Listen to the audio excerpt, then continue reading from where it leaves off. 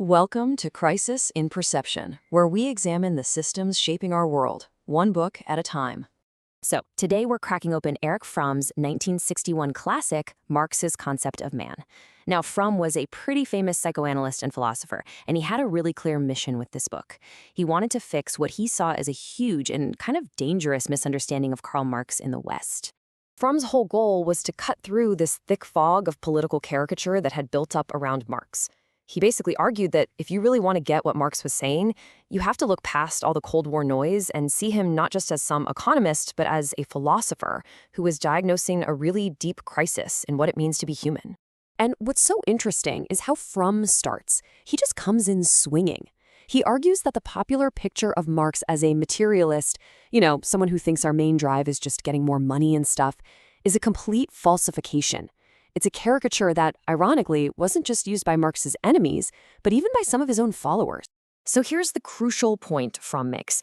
He puts Marx right in the middle of this great Western humanist tradition. He shows that Marx's central concern wasn't about some rigid system, but about the emancipation of the individual. His entire philosophy is a powerful protest against the forces that turn people into passive objects, into things. And this is what brings us to the core systems insight of the book. Fromm says that, for Marx, the problem wasn't just one type of politics. He saw that both modern capitalism and the bureaucratic state socialist systems were creating the exact same fundamental problem. They alienate us. They make human life serve these abstract economic systems that we ourselves created in the first place. So what even is alienation? Well, Fromm explains it's a state where we experience the world and even ourselves in this passive way. It's that feeling that the very systems we've built, our economy, our technology, our governments, have kind of taken on a life of their own. They feel like this external, almost alien power that's standing over us, ruling our lives. To make this idea really hit home, Fromm draws this amazing parallel to the ancient concept of idolatry. Think about it. An idol is just a statue, right? It's an object made by human hands. But then the creators start to worship it. They give it power. They submit to it. Fromm says we do the same thing. We pour all our creative energy into our economic and social systems, and then we end up bowing down to them, feeling small and powerless in comparison. Okay, so how does this system of alienation actually work in our day-to-day lives? Well, according to Fromm's reading of Marx, it all starts with the nature of our work. See, in this kind of system, our labor, which should be this active expression of who we are, gets turned into just another commodity. It's something to be bought and sold on the market. Work stops being about self-fulfillment and becomes just a way to get money to satisfy other needs. As Fromm puts it, the worker only feels at home when he's not working. At work, he feels homeless. And this just brilliantly highlights the central trade-off the system creates. This quote from Marx, which Fromm makes sure to point out, gets right to the heart of it. The system basically pushes us to give up expressing our own life so we can accumulate more things, more capital. So this sets up this fundamental conflict between two different ways of existing, being versus having.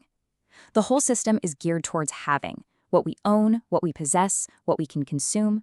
It replaces all our rich inner senses with this one single alienated sense, the sense of having. And this comes at the expense of being, the active realization of our potential, our creativity, and our genuine connection to the world. To pull all of this together, Fromm's reading of Marx gives us this one really powerful metaphor that helps us get a handle on our modern condition. Think of modern society like a vast impersonal machine.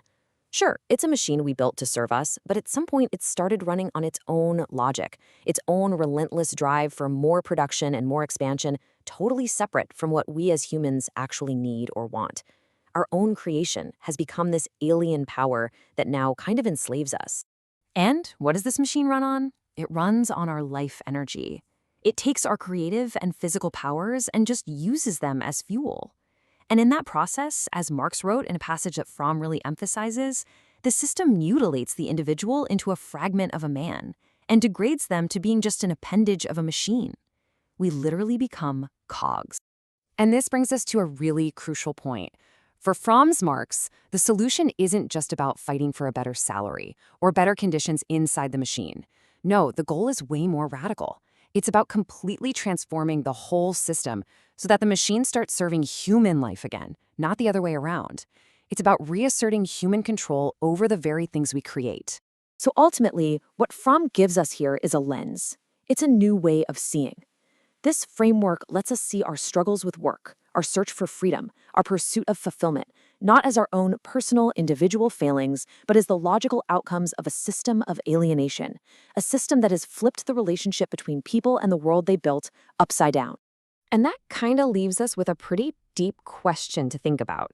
What does it actually mean to be free in a world that we ourselves created, but that we no longer seem to be in control of? For the full, long-form deep dive into this book and its ideas, follow the link in the description. If you enjoy this kind of systems-level analysis, please like, subscribe, and comment with books or topics you'd like us to explore next.